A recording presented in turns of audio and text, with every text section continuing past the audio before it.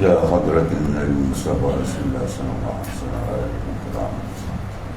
شؤون الفاتحة أعوذ بالله من الشيطان الرجيم بسم الله الرحمن الرحيم إياك نعبد وإياك نستعين صراط الذين أنعمت عليهم ولا حول ولا قوة إلا بالله حسبنا الله ونعم الوكيل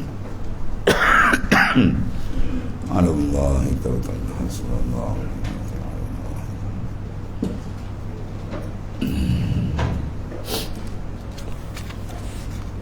بسم الله الرحمن الرحيم قال مؤلف قدس الله سره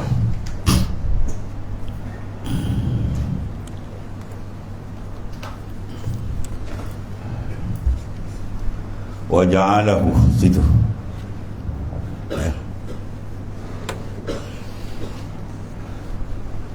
ja'alahu laka aduwan liyahushaka bihi ilaihi wa harraka alaika an-nafs liyaduma ikbaluka alaihi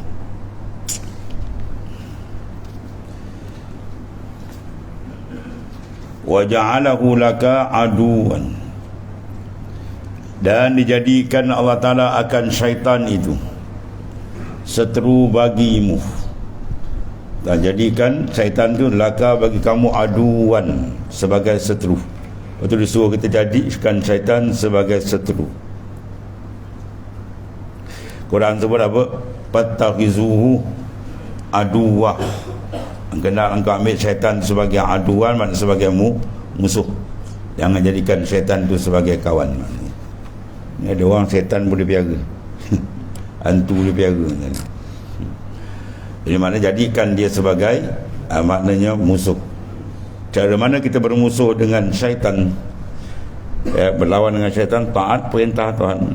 Apa disuruh kita buat, apa yang dilarang kita tinggal.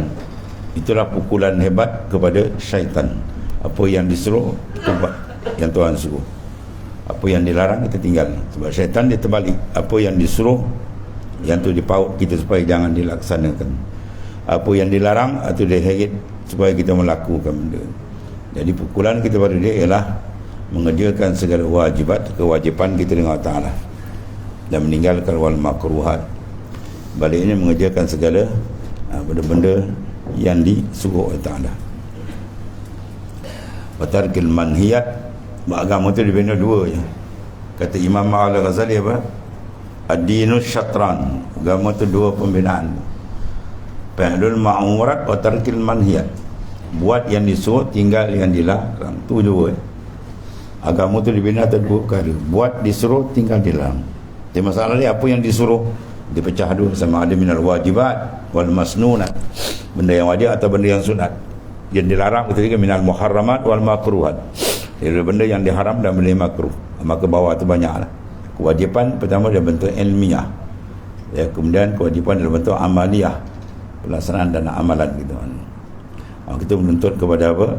Kunci besar dia apa? Al-ilmu. Tak ada ilmu ditutup habis kan? Nak bawa kerja Islam mesti ada ilmu. Tak ada ilmu ditutup, tak akan terbuka jalan kepada Allah Ta'ala tanpa ilmu. Mana bila tak al-ilmu imamul amal wal amal tabi'uhu. Ilmu imam bagi amal, amal tu tabi'. Likulli syai'in tariq wa tariqatul jannah al-ilmu. Tiap-tiap satu semua ada jalan dia, cara dia, uslub dia. Maka jalan untuk ke syurga ialah ilmu. Tak ada ilmu, tak ada jalan. Syurga punya jalan tak nampak tu.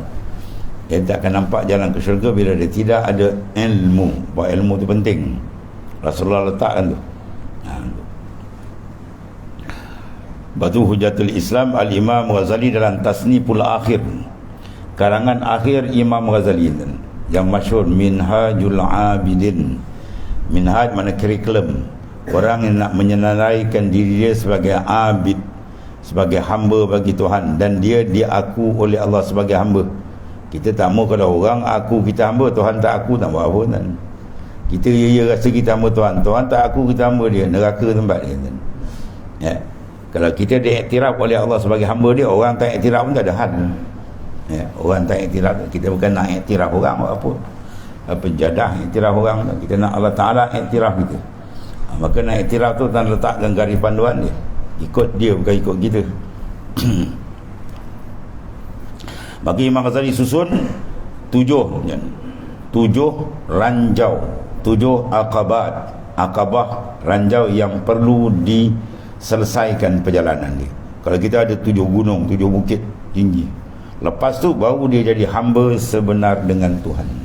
Kalau tak lepas bukit ni, rintangan ni, dia tak jadi hamba yang sebenar lagi kan, hamba yang sengit intang pukang lagi. Maka di sini Imam Ghazali letakkan akabah yang pertama apa dia dalam kitab tu Minhaj, al-aqabatul ula wa hiya aqabatul ilmi. Akabah yang pertama ialah akabah ilmu. Ya, ilmu sekurang-kurang dia mengenal siapa Tuhan dia. Yang kedua, dia mesti kenal cara pengibadatan secara zahir dia dengan Allah Ta'ala. Itu ilmu fiqh.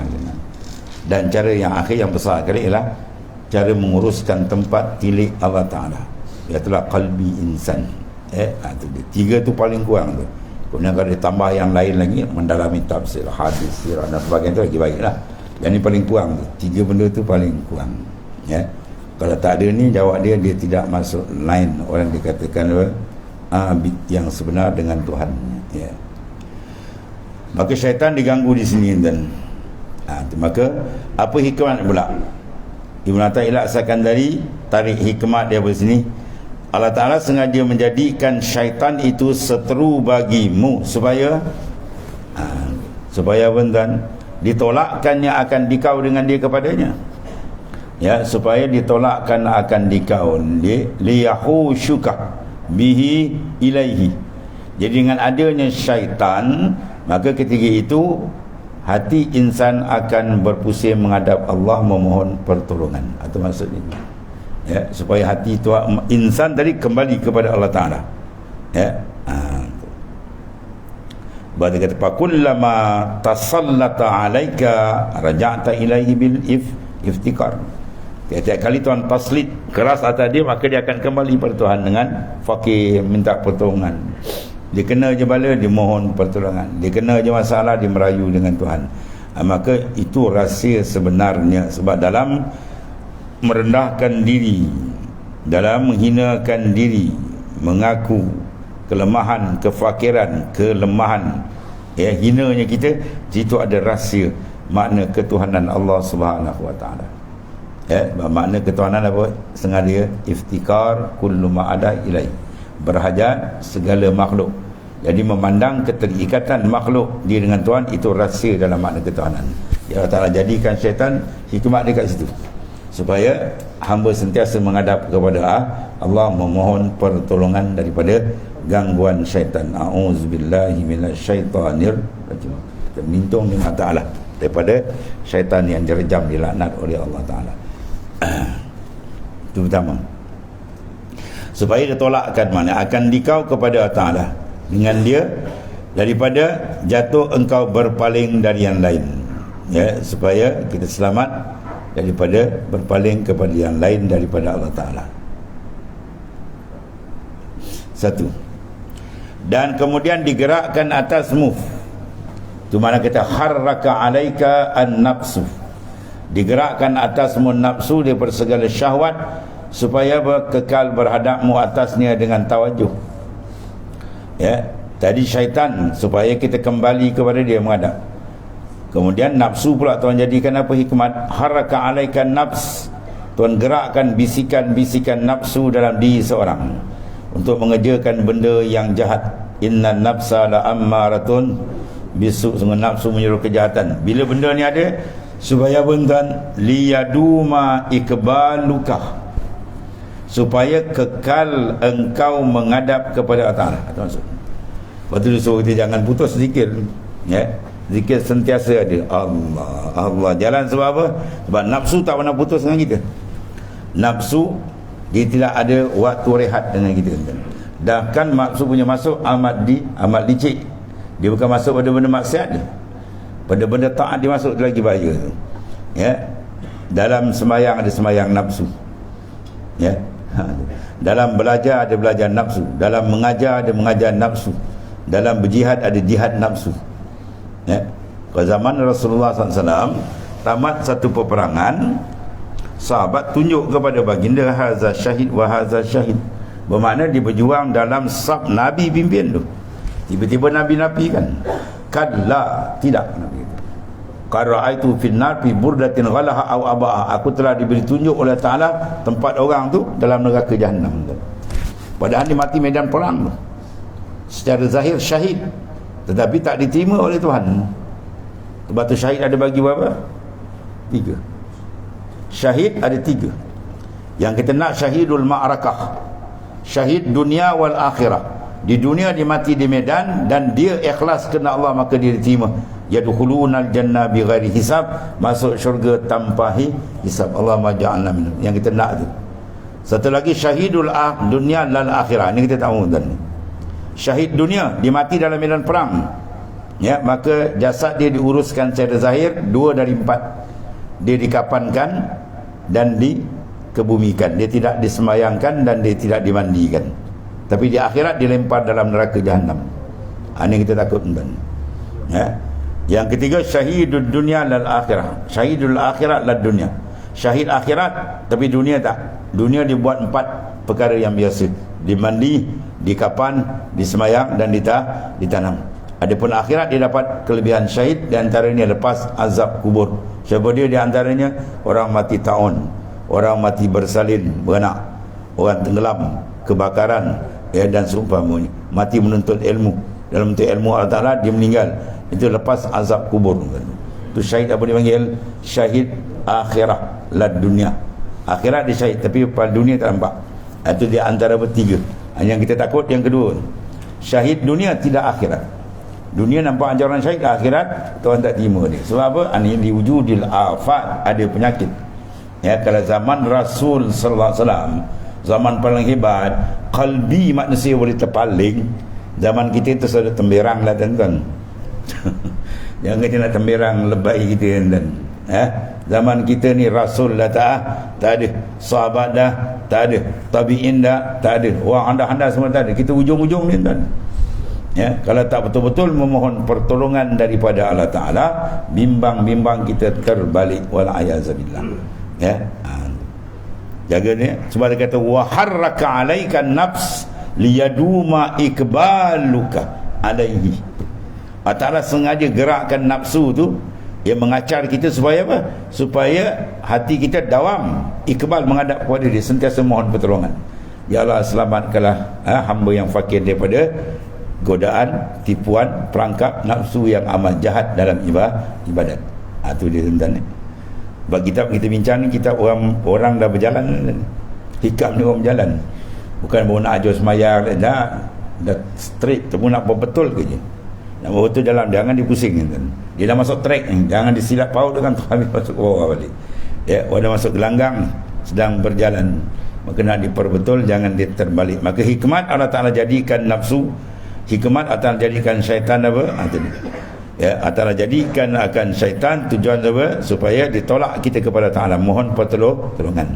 Dan jadikan nafsu apa? Supaya kita sentiasa tawajuh. Itu dia kata liadum ikbal. Ikbal itu makna tawajuh, menghadap hati kita kepada Allah Subhanahu wa Ta'ala. Dengan mengaku kita tak ada apa kan.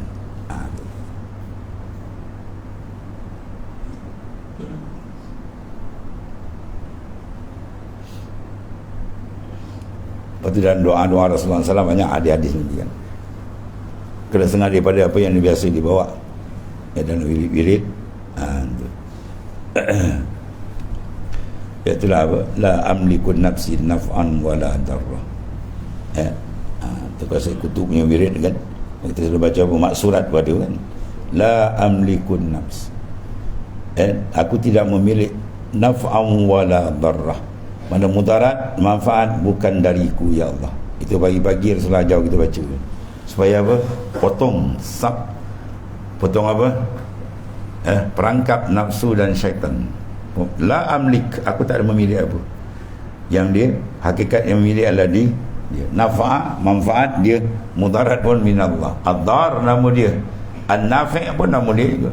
Ya, dia memberi mudarat, dia juga hakikat memberi manfaat. Kembali balik pada dia.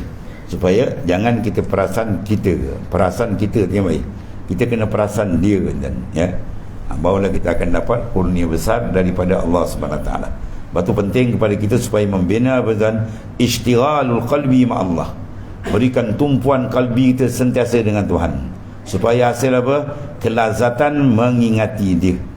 Dan bila lazat itu berlaku, ketika itu kita akan dapat nikmat ya, keasyikan. Dan bila nikmat keasyikan dengan Allah berlaku, ya, diangkat akan hijab. Dan bila hijab diangkat, dia dididik oleh Allah. Dia tidak akan lalai dalam keadaan orang lalai. Ingat dia, keadaan dia.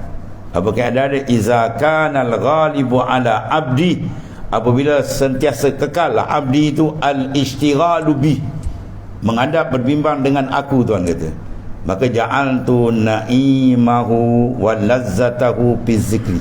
Allah akan jadikan nikmat lazat qalbi dia dengan aku, dengan mengingati aku. Kemudian fa iza ja'altu na'imahu wa lazzatahu fi zikri, apabila aku jadikan nikmat dia, lazat dia bukan dengan makhluk tapi dengan mengingati aku, mendampingkan aku, asyikani, dia akan asyik dengan aku. Wa asyiktuhu, dan aku asyik dengan dia. Fa iza asyikani wa asyiktuhu, bila ia asyik dengan aku asyik dengan dia, rafa'tul hijab. Itu dia. Baru aku angkat hijab dari dia, bima baini wa bainahu, antara dia dengan aku bukakan hijab, kata Allah Ta'ala. Wasirtu mu'aliman, dan akulah mengajar dia, baina ainai, antara itu. Makna apa? Tuan didik tu, ini ilmu laduni dapat. Maka ketika itu la yashu iza sahannas, dia tidak akan lalai ketika manusia tenggelam dalam kelalaian. Sebab apa? Dia dapat asyik. Bila dia dapat asyik, bila dia dapat lazat dengan Tuhan, bila dapat lazat dengan Tuhan, bila istighalul qalbi ala dawam, bila qalbi dia sentiasa dengan Allah Ta'ala.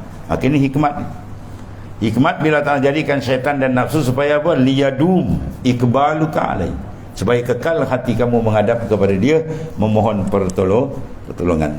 Itu besar ni. Semua benda-benda ni menggerunkan kita ni. Allah. Bahikam Ibn Ata'illah As-Sakandari, dia banyak hikam tu, berpuluh-puluh hikam. Kalau di pondok ni, kitab ni dia jadikan wirid kan. Kalau di pondok tempat kita mengaji, dia wirid. Habis baca balik, habis dia tak ganti. Kitab lain tak guru ganti, kitab ni dia tak ganti. Habis baca balik. Kita pula kat kampung habis sekali tak nak ngaji, dah ngajau macam mandai no. Saya mengaji di Puatani dan kitab Syarat Tangkihul Lubab Abi Zur'ah tu. Seorang tok guru pondok, dia khatam kitab tu 40 kali. 40 kali khatam kitab Tangkihul Lubab Abi Zur'ah, atau dipanggil kitab Tahrir. Kitab yang payah sikit, ibarat Zakaria Al-Ansari. Zakaria Al-Ansari, ulama besar, dia mengaji 40 kali khatam. Kita pun 2 kali khatam, kata dah pandai. Satu, dia kitab ni beza sebenarnya. Kitab yang sama, apabila dibaca oleh guru yang sama, huraian dia akan lain. Dia baca kali pertama lain, kali kedua dia akan huraian atas. Apatah lagi kalau kitab yang sama dibaca oleh guru yang lain, itu lagi jauh. Kitab sama 10 orang guru baca, 10 huraian keluar orang. Dia ikut martabat masing-masing. Kalau martabat dia pangkat ni 2 orang, jadi kalau martabat lagi tinggi dia angkat lagi. Itu. Sebab tu jangan makna kita hanya mengkhatamkan, tapi kita nak menghadamkan. Khatam, banyak orang khatam tadi, dia nak khatamkan benda itu betul-betul. Sebab tu kalau Ibn Ata'illah punya kitab ni, Masya Allah, berpuluh syarah dia. Dekat kita je kita ada dalam 13 syarah dia. 13 syarah ulama mensyarahkan akan hikam Ibn Ata'illah. Kupasan dia orang dahsyat-dahsyat ya. Sebab yang mengupas ni para arifin, bukan sebarang.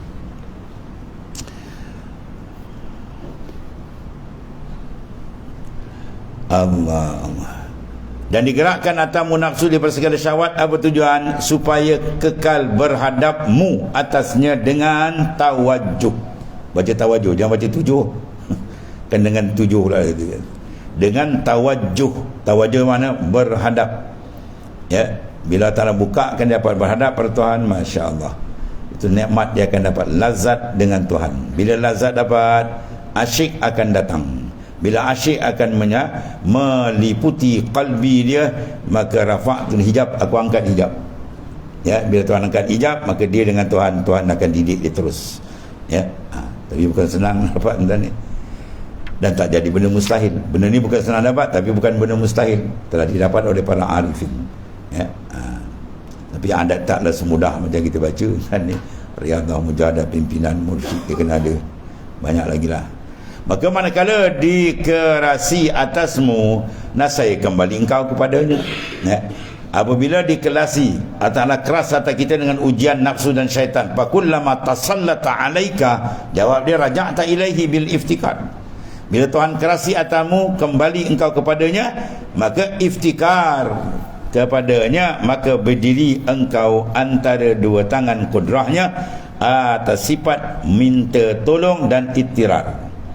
Ya, jadi bila Ta'ala taslit kita, Tuhan kerasi kita ya dengan pujukan, tarikan, tipuan syaitan, maka hamba tu akan apa? Raja'ta ilaihi bil iftikar. Ni tuan pengarang kita apa? Tok Pulau Manis ya. Banyak diambil daripada Syekh Zarruq. Ni Syekh Zarruq bin Zarah. Syekh Zarruq pun tuan ni. Kadang dia terjemah sebiji-sebiji, dia terjemah. Ni terjemah sebiji-sebiji ni. Ni Syekh Tok Pulau Manis terjemah sebiji-sebiji ni.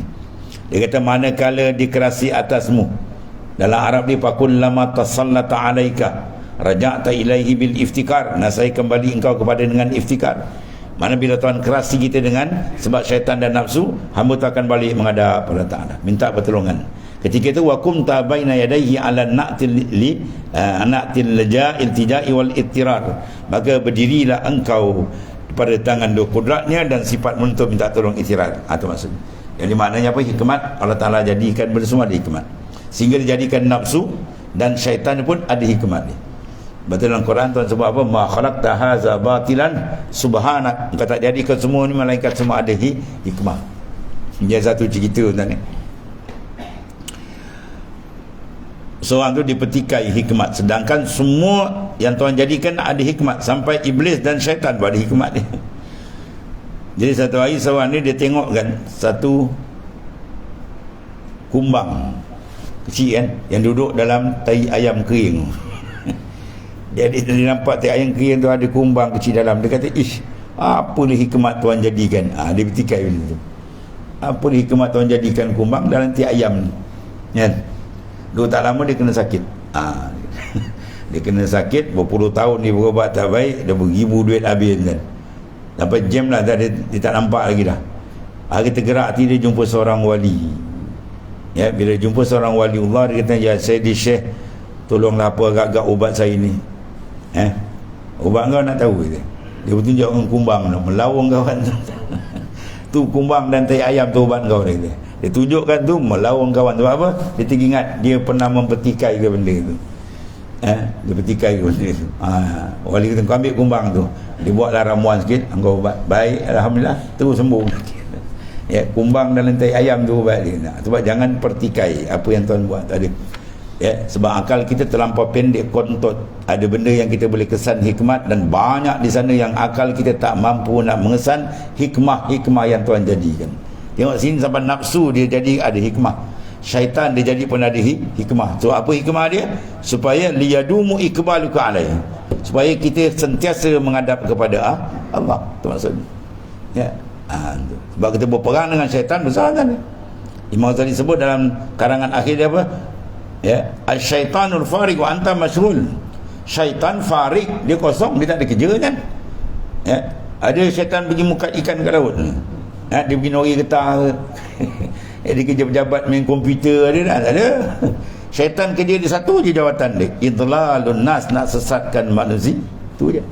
Sedangkan wa anta masyghul, kau banyak kerja.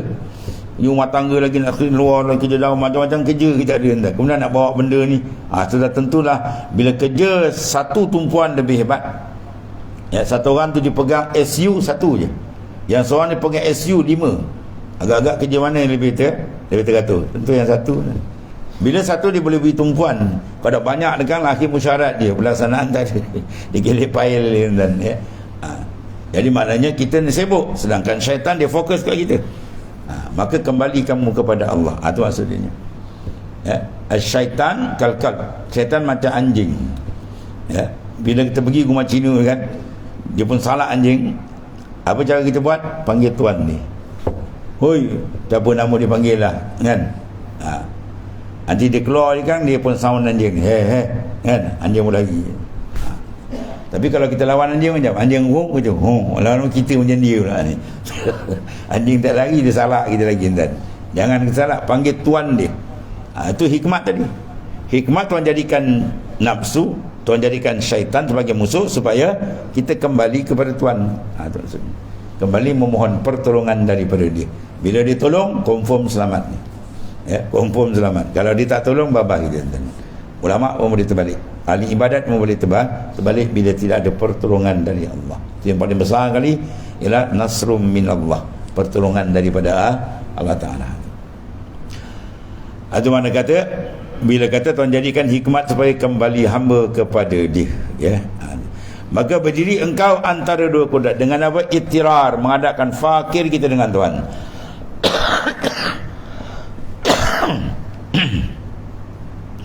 Dan kata Syekh Sahal radhiyallahu an,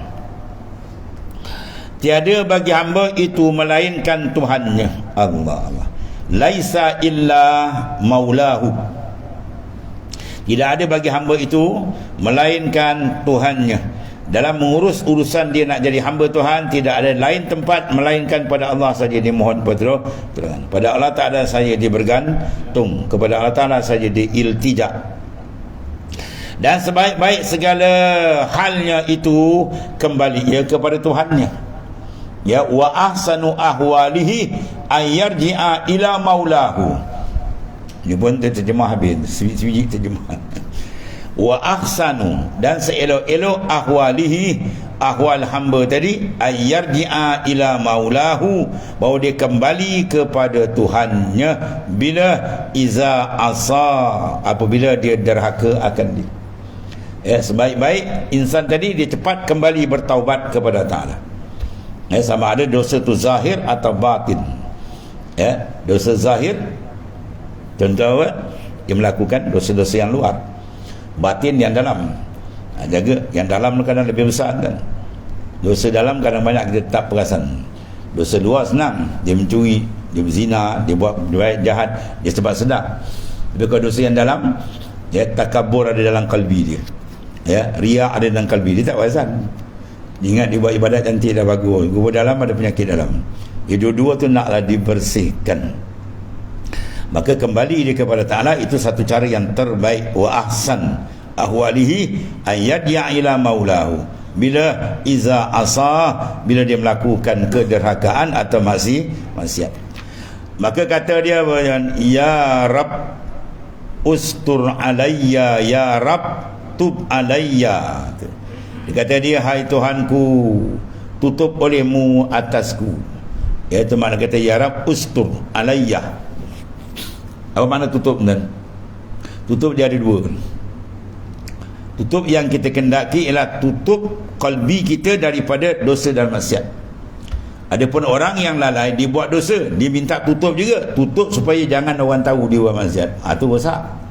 Ya Allah, engkau tutup, jangan orang tahu, malu aku. Jauh pergi. Dia buat maksiat, kemudian disuruh Tuhan buat tutup. Ini jahat. Yang kita nak ustur, tutup kalbi kita tu. Minta Tuhan tutup, padamkan yang ada perasaan nak buat benda maksiat dan benda-benda yang tidak elok. Itu maksud dia. Mungkar, maksiat, dosa, biar Tuhan tutup terus. Itu mana? Ya Rab, mana ustur alayya. Tutup supaya hati kita tak ada minat. Ini kerja Tuhan kan. Tuhan dia boleh buat sekali mata. Satu orang, dia nak masuk Islam, sahabat. Kerja dia hari-hari berzina, kan? Hari-hari. Dah jadi ketagih. Dah jadi ketagih. Sampai dia terbuka mulut, dia minta excuse ke Nabi. Mana saya nak masuk Islam, tapi benda ni boleh tak? Kecuali dia nak buat juga, tuan. Jahat yang buat pasal ni. Zina ni benda kan dah biasanya buat pasal. Dia macam tagih apa panggil? Isap dada, kan? Berdoktor kalau orang budak isap dada tu sekadar 5 tahun dia berhenti, tak boleh percaya lagi dia. Dia boleh pusing balik. Dia boleh pusing. Dia jumpa geng lama, pening balik. Dia boleh terbalik 5 tahun tu. Ya, itu pengalaman Dr. lah cerita ya. Dah 5 tahun dia tak boleh tarik lagi tu. Dia kadang jumpa gang dia boleh pusing. Begitulah orang macam ni. Kalau tak betul-betul dia bertaubat, dia boleh pusing balik. Dan banyak benda tu berlaku. Jadi seorang ni dia betul-betul bertaubat sehingga ketagihan dia dengan zina tu tanpa terbuka mulut dia tu lah minta kecuali. Rasulullah kata tak boleh benda ni. Ya, sebab kita kena jaga dalam dasar kita menarik orang kepada agama Allah Ta'ala, jangan gadaikan dasar. Tadi. Ya, jangan gadaikan dasar. Kan benar kita dulu kan, yang ulama pun ada cuit juga. Kita nak tarik orang, jadi kita nak masuk ke orang, kita dah bagi pakul jilbab, pakai dah bagi cantik, tiba-tiba kita nak tarik dia, kita pula ubah pakai tudung belit leher. Kita perasan ikut kepala otak kita, dengan kita tiru pakaian tudung ni, orang tu akan dekat kita dapat dekat. Rupa tuan pusing dia lagi menyampah macam ini. Dulu bagus tu menyampah, aku tengok dah berubah lah. Kita ingatkan dapat benda, rupa terbalik berlaku. Ya, sebab pegang betul al-hadi minallah, hidayat Tuhan bukan daripada kita. Terjalankan dia perintah yang membuka ilaah Allah Ta'ala, qalbi insan. Jadi apabila dia berkata begitu, Rasulullah kata tak boleh, kau kena masuk Islam, tapi benda ni kena tinggal. Ambil doa ni.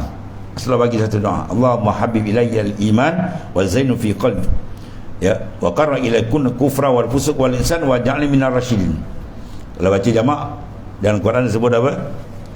Minta Allah Ta'ala habib ilainal iman wa qarra ilain kufra wal fusuq wal insan wa ja'alni minar rasyidin. Ya Allah, jadikan mana beri dalam kalbi aku kasih pada iman dan benci pada maksiat, dan jadikan aku orang yang cerdik dalam memilih tadi.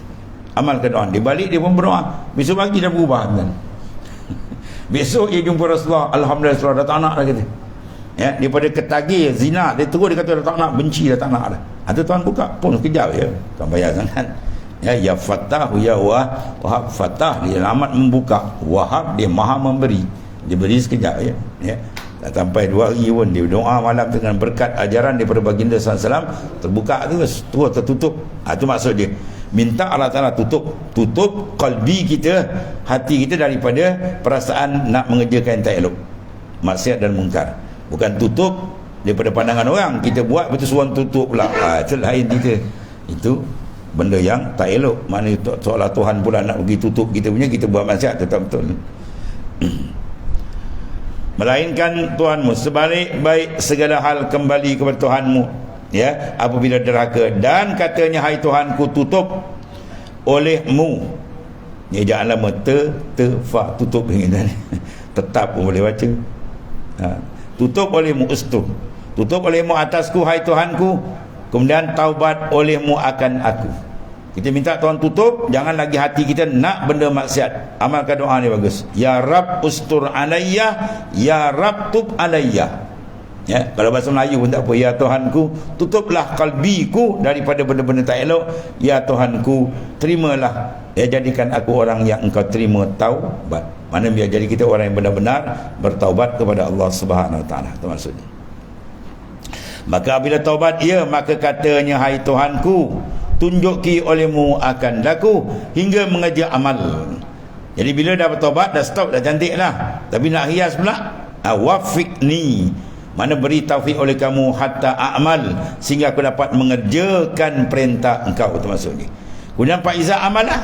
Apabila mengerjakan amal pula, maka kita berdoa sambung lagi apa dia? Ya Rab wafiqni hatta ukhrisah, maka tunjuki olehmu ya Tuanku, olehmu akan daku hingga aku ikhlas. Maka bila ikhlas, maka kata, hai Tuanku, terimalah olehmu daripadaku. Ya, bila ikhlas saja apa? Fa iza akhlasa, ya Rab taqabbal minni. Jadi maknanya apa tuan? 2 pintu besar kena terbuka baru seorang tu akan selamat. Pertama pintu amal, yang kedua pintu pintu penerimaan, pintu kabul. Babul amal, satu lagi babul kabul. Ya, ada orang tu dua-dua tertutup, macam orang kafir dua-dua tertutup kan. Ya, bab amal langsung dia pun tak kenal Tuhan, dia kafir kan. Penerimaan lagi jauh. Yang kita bimbang pintu amal rajin buat, tapi pintu penerimaan Tuhan tolak. Sebab apa? Masih ada afat, penyakit dalaman dia banyak lagi. Ya, maka Tuhan tak terima. Kita minta Tuhan dibuka dua-dua sekali. Dia kalau susunan di sini cantik. Pertama minta tutup, Sebab kalbi yang paling penting. Kalau dia tertutup, dia maksiat, Masya Allah, cantik dia berjalan. Kemudian dah taubat kan, dah bersih. Bila taubat, minta pertolongan Tuhan supaya kita dapat melaksanakan perintah dia. Dan bila dapat melaksanakan perintah dia, minta tolong lagi supaya diberi keikhlasan dengan dia. Dan bila ikhlas, cantik, bersih, barulah kita minta supaya ia diterima. Ya. Boleh kalau kita jumpa sultan ke Gaji Besar, kita bawa hadiah kita tak apa rupa, dan kita minta dia terima aja. Hadiah apa kau bagi, dia pun tak nak terima. Maknanya apa? Dia nak suruh terima, mesti kita buat secantik mungkin. Ya, benda hadiah, benda yang bentuk apa tuan-tuan?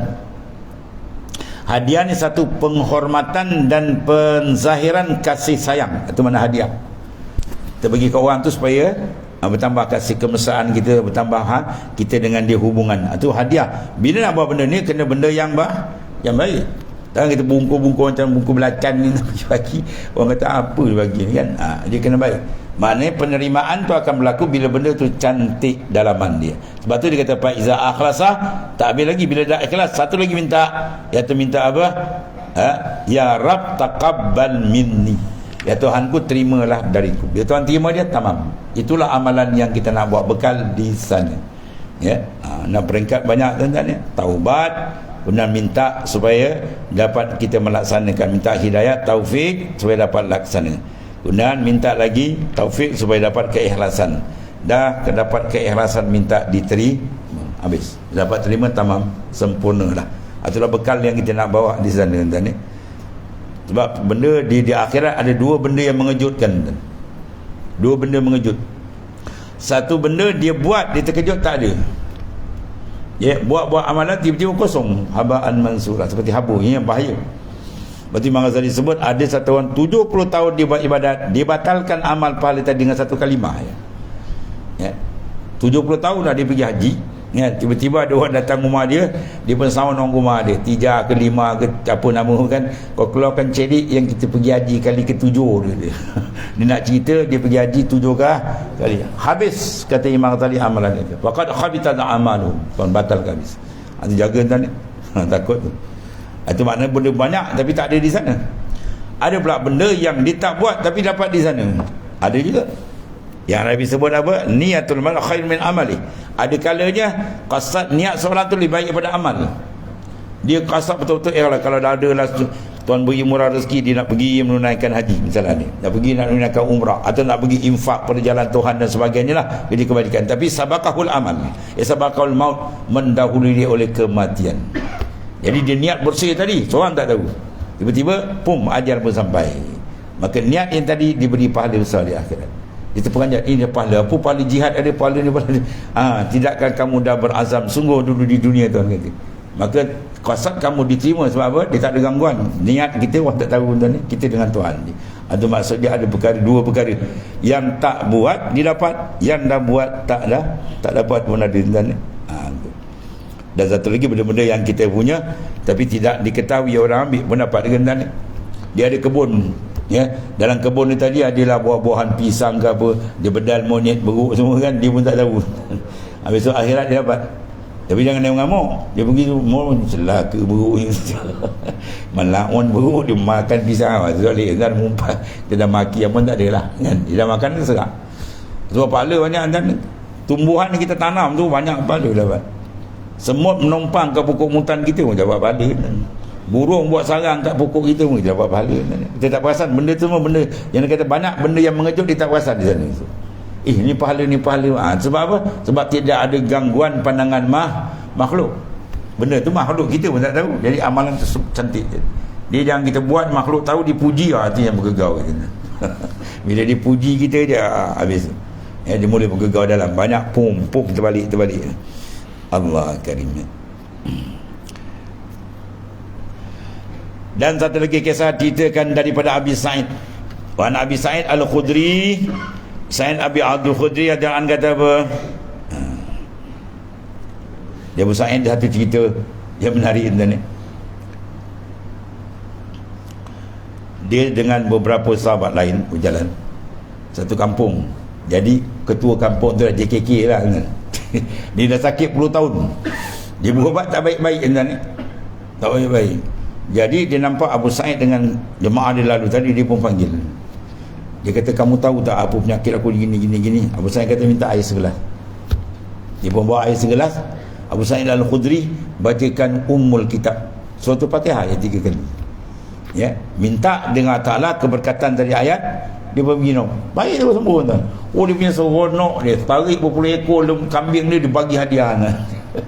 Ya, kawan ni pun teriak balik. Dia balik sampai Madinah, boleh tak ambil benda ni? Tanya Rasulullah SAW, boleh tak? Saya kata itu sebaik-baik upaya yang kamu ambil. Maknanya boleh.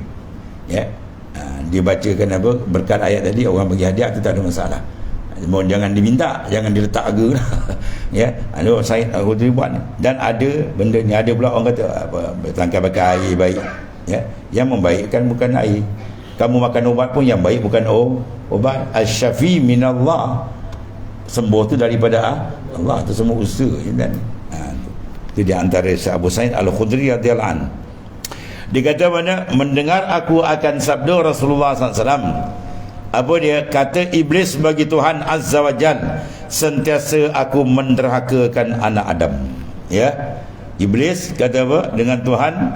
Wa izzatik wa jalalik, demi kemegahan kejalal engkau ya Allah, la abrahu ya ughwi bani Adam ma damatil arwah fihim, aku akan sesatkan anak Adam selama dia tak berpisah roh daripada jasadnya. Ya, atau diikrar jahat dan iblis. Allah, selagi ada rohnya dalam jasad mereka itu. Lalu qala Allah Ta'ala berfirman, wa izzati wa jalalih, dan demi kemuliaan dan kebesaranku, ya, la azalu aghfiru lahum mastaghfaruni, sentiasa aku mengampunkan bagi mereka itu selagi ada menuntut ampun mereka akan aku. Ni Allah kunci boleh balik. Dia punya jahat nak sesatkan, maka Tuhan buka kepada kita umat Rasulullah SAW satu rahmat paling besar. Dia bertaubat, dia minta ampun dengan sungguh dan ikhlas, Tuhan ampun. At-ta'ib minazam kama la zambalah, orang yang betul-betul bertaubat, minta ampun dosa dia, Tuhan ampunkan walau banyak mana dosa selain dosa syirik. Innallaha la yaghfiru an yushraka bih wa yaghfiru ma duna zalika liman yasha. Tuhan tak ampunkan dosa sekutu dengan dia, tapi yang lain disedia ampunkan. Itu besar ni keampunan daripada Ta'ala. Jadi iblis kata aku sesatkan, Tuhan kata aku beri keampunan. Itu rahmat Allah SWT yang sangat hebat, sangat besar. Maka banyak kita sentiasa istighfar, ya, sebab kemuliaan baginda sallallahu alaihi wasallam menyebabkan banyak rahmat kita dapat. Tak seperti umat dahulu. Umat dulu kalau nak bertobat kena apa, tuan? Faqtulu anfusakum, bunuh diri, tuan terima tobat. Tak bunuh, tuan Tuan datangkan awan gelap tu dalam surah Baqarah ada kan. Maka dia pun bertakik lah, pong. Buka cerah balik, berlambak mati. Baru tobat dia, tuan terima. Kalau kena macam ni tak tahu apa orang tobat. Tapi manusia ni pula bila dia muakan, pergi je dia buat dah pula kan. Tobat tak bayar tak apa, dia buat malas. Ya, sebab tu kita akhirnya dengan firman Allah Ta'ala sangat-sangat kita kena mengambil perhatian. Innahu mayyati rabbah innahu mayyati rabbah mujriman bali annahu jahannam la yamutu fiha wa la yahya. Barang siapa yang balik menghadap Allah Ta'ala mana mati, dan kadang dia berkubang lagi dengan dosa, dia tak sempat, dia leka nak basuh, nak cucikan, maka disediakan neraka jahannam tu ni. Sebab tu kita sentiasa memantau kesilapan kita supaya sentiasa kita diberikan petunjuk untuk membuat pembersihan setiap waktu. Kalau dalam hadis Rasulullah SAW ada 3. Satu hadis menunjukkan Rasulullah istighfar 70 kali, satu hadis lebih 70, satu hadis 100 kali. Rasul maksum, tak ada dosa. Ya, itu isyarat kepada kita supaya apa? Membanyakkan akan istighfar, memohon penyucian supaya kita sentiasa bersih dengan Allah Ta'ala. Wallahu a'lam. Bismillahirrahmanirrahim. Alhamdulillah. Sayyidina Maulana Muhammadin. Alhamdulillah. Subhanakallahumma. Bismillahirrahmanirrahim.